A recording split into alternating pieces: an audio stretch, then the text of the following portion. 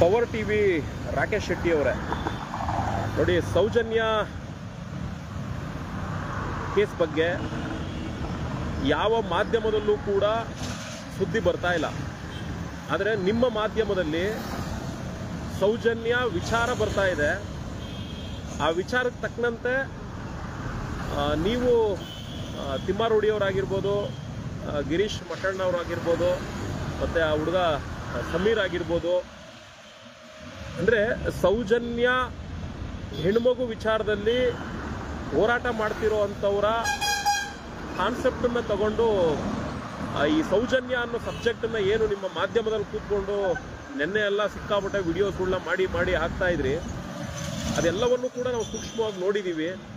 ಹಾಗೆ ನಿಮ್ಮ ಒಂದು ಚಾನಲ್ನಲ್ಲಿ RR ನಗರ MLA ಮುನಿರತ್ನಂ ಅವ್ರ ಬಗ್ಗೆನೂ ಕೂಡ ಸುದ್ದಿ ವರದಿ ಆಯಿತು. ನಿಜವಾಗ್ಲೂ ಅದು ಒಳ್ಳೆ ಕೆಲಸ ಮಾಡಿದ್ರಿ. ಯಾಕೆಂದರೆ ಆತ ಏನೆಲ್ಲ ಅಕ್ರಮ ಚಟುವಟಿಕೆಗಳು ನಡೆಸ್ತಾ ಇದ್ದ ಅನ್ನೋದೆಲ್ಲ ಗೊತ್ತಾಯಿತು. ಈಗ ಈ ಸಬ್ಜೆಕ್ಟಲ್ಲಿ ಅದನ್ನು ನಾನು ಮಿಕ್ಸ್ ಮಾಡೋಕ್ಕೆ ಹೋಗಲ್ಲ. ಸೌಜನ್ಯ ವಿಚಾರಕ್ಕೆ ಬಂದ್ಬಿಡ್ತೀನಿ. ಸೌಜನ್ಯ ವಿಚಾರದಲ್ಲಿ ಹೋರಾಟ ಮಾಡ್ತಿರೋವಂತಹ ತಿಮ್ಮಾರೂಢಿಯವ್ರ ಬಗ್ಗೆ ನೀವು ಸಿಕ್ಕಾಪಟ್ಟೆ ಪಾಯಿಂಟ್ ಔಟ್ಗಳು ಮಾಡಿ ಮಾತಾಡಿದ್ರಿ. ಆಮೇಲೆ ನೀವು ಹೇಳ್ತೀರಿ ತಿಮ್ಮಾರೂಢಿಯ ಒಂದು ಟೀಮ್ ಏನಿದೆ, ಆ ಬಳಗ, ಅವರೆಲ್ಲ ಏನಿದ್ರು ಬರೀ ಮಾತಾಡ್ತಾರೆ. ಆದರೆ ನಾವು ಅವ್ರು ಮಾತಾಡೋವಂಥ ವಿಚಾರಕ್ಕೆ ಪ್ರಶ್ನೆ ಕೇಳ್ತೀವಿ. ನಮ್ಮ ಪ್ರಶ್ನೆಗೆ ಅವ್ರ ಕಡೆಯಿಂದ ಸರಿಯಾದ ರೀತಿ ಉತ್ತರ ಇಲ್ಲ. ಅವ್ನು ತಿಮ್ಮಾರೂಢಿ ಏನು ಮಾಡ್ತಾ ಇದ್ದಾನೆ, ಪಬ್ಲಿಸಿಟಿ ತಗೊತಾ ಇದ್ದಾನೆ. ಮತ್ತು ಆ ವ್ಯಕ್ತಿ ಈ ಒಂದು ಸೌಜನ್ಯ ಕೇಸ್ ಇನ್ವಾಲ್ವ್ ಆದಮೇಲೆ ಸಿಕ್ಕಾಪಟ್ಟೆ ಹಣ ಮಾಡ್ತಾ ಇದ್ದಾನೆ. ಈ ರೀತಿ ನಿಮ್ಮದೇ ಆದ ವ್ಯಾಖ್ಯಾನಗಳನ್ನ ನೀವು ಹೇಳ್ಕೊತೀರ. ಆಮೇಲೆ ಒಂದು ತಿಳ್ಕೊಳ್ಳಿ ರಾಕೇಶ್ ಶೆಟ್ಟಿ ಅವರೇ, ಇಲ್ಲಿ ಯಾವನು ಏನು ಸತ್ಯ ಹರಿಶ್ಚಂದ್ರ ತುಂಡುಗಳಲ್ಲ. ಆಮೇಲೆ ಎಸ್ಪೆಷಲಿ ನೀವು ಏನು ಸತ್ಯ ಹರಿಶ್ಚಂದ್ರ ತುಂಡಲ್ಲ. ಈಗ ನಿಮ್ಮ ಪ್ರಕಾರಕ್ಕೆ ನಾನು ಬಂದ್ಬಿಡ್ತೀನಿ. ಯಾಕೆಂದರೆ ರೀಚ್ ಆಗಬೇಕಿದು ನಿಮ್ಮವ್ರಿಗೂ. ಸಾಧ್ಯ ಆದರೆ ನಿಮ್ಮ ವಾಟ್ಸಪ್ ನಂಬರ್ಗೂ ಈ ಲಿಂಕನ್ನು ಕಳಿಸ್ತೀನಿ ಲೈವ್ ಮಾಡಿದ್ಮೇಲೆ. ನಿಮ್ಮ ವಿಚಾರಕ್ಕೆ ಬರೋದೇ ಆದರೆ ನಿಮ್ಮ ವೈಯಕ್ತಿಕ ವಿಚಾರಗಳು ಮತ್ತು ನೀವು ಅದ್ಯಾವುದೋ ಹೆಣ್ಮಕ್ಳುಗಳ ಹತ್ರ ಗಲಾಟೆ ಮಾಡ್ಕೊಂಡಿದ್ದು ಇದು ಯಾವುದೋ ನಾವು ಮಾತಾಡೋಕೆ ಹೋಗಲ್ಲ. ಅದು ನನಗೆ ಅವಶ್ಯಕತೆಯೂ ಇಲ್ಲ. ಈಗ ಸೌಜನ್ಯ ವಿಚಾರಕ್ಕೆ ನೀವು ಹೆಂಗೆ ದಣಿಗಳ ಪರ ವಹಿಸ್ಕೊಂಡು ಅವರು ಈ ಥರ ವಿಚಾರಗಳಿಗೆ ಇಲ್ಲವೇ ಇಲ್ಲ, ಧರ್ಮಸ್ಥಳದ ಒಂದು ಕ್ಷೇತ್ರಕ್ಕೆ ಕೆಟ್ಟ ಹೆಸರು ತರುವಂಥ ಕೆಲಸ ಮಾಡ್ತಾ ಇದ್ದಾರೆ, ಮತ್ತು ಆ ದಣಿಗಳು ಕುಟುಂಬದ ಮೇಲೆ ಆರೋಪಗಳು ಮಾಡ್ತಾ ಇದ್ದಾರೆ ಅನ್ನೋ ಒಂದು ಆಲೋಚನೆಯಲ್ಲಿ ನೀವೇನು ಅವರ ಪರ ವಹಿಸ್ಕೊಂಡು ಮಾತಾಡ್ತಿದ್ದೀರಾ, ಹಂಗೆ ಈ ಸೌಜನ್ಯ ಪರ ವಹಿಸ್ಕೊಂಡು ಒಂದು ಮಾತಾಡುವಂಥ ವರ್ಗಗಳು ಕೂಡ ಇದ್ದೇ ಇರ್ತವೆ. ಹಾಗಾಗಿ ನಾನು ನಿಮ್ಮ ಪರ ಇವರ ಪರ ಎರಡು ಪರನೂ ಕೂಡ ನಾನು ಈ ವಿಚಾರದಲ್ಲಿ ಹೇಳೋದಿಲ್ಲ. ಈಗ ಭೀಮಾ ಅನ್ನೋ ಒಬ್ಬ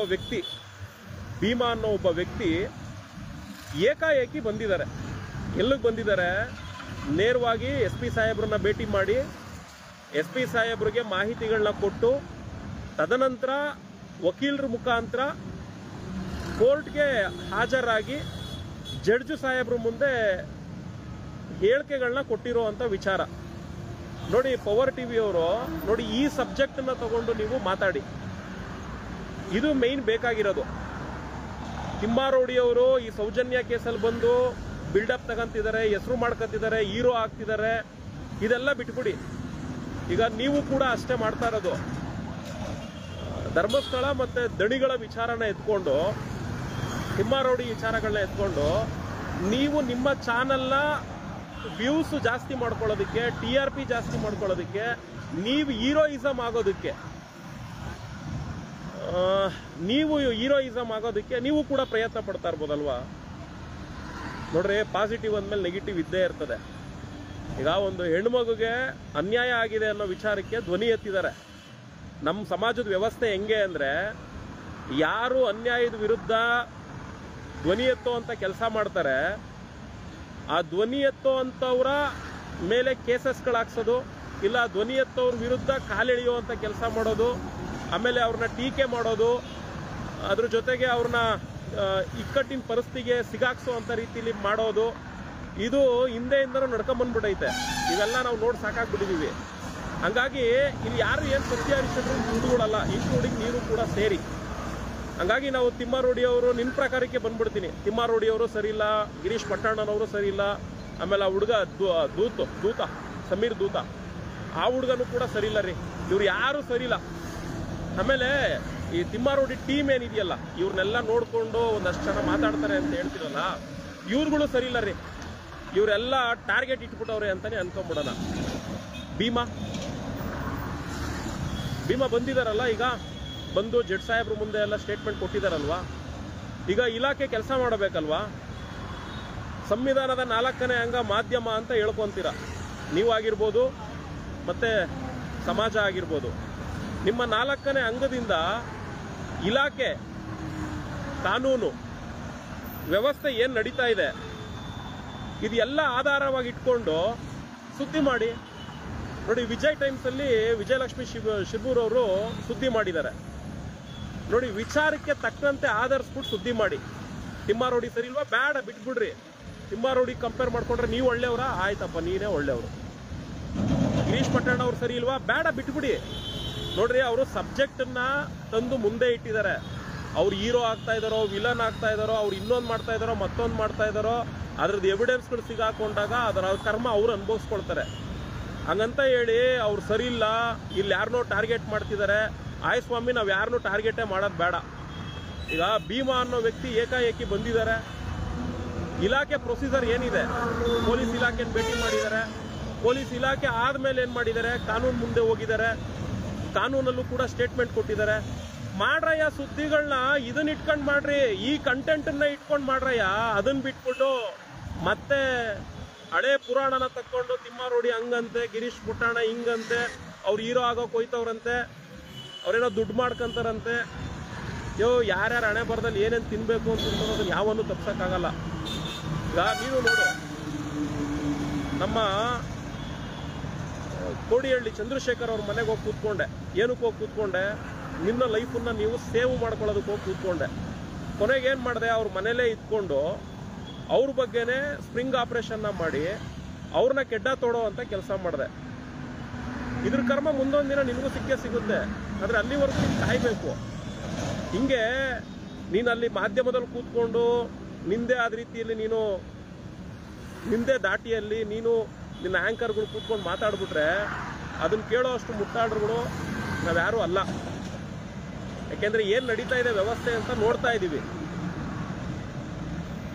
ಈಗ ಈ ತಿಮ್ಮಾರೋಡಿ ಅವ್ರ ಟೀಮ್ನ ನಿಂದನೆ ಮಾಡುವಂಥ ವರ್ಗ ಏನಿದೆಯಲ್ಲ, ನೀವು ನಿಂದನೆ ಮಾಡೋದು ಬೇಡ, ಇವರು ಕೂಡ ಈಗ ಹೋರಾಟ ಮಾಡುವಂಥದ್ದನ್ನು ಅಲ್ಲಿ ನಿಲ್ಲಿಸ್ಲಿ.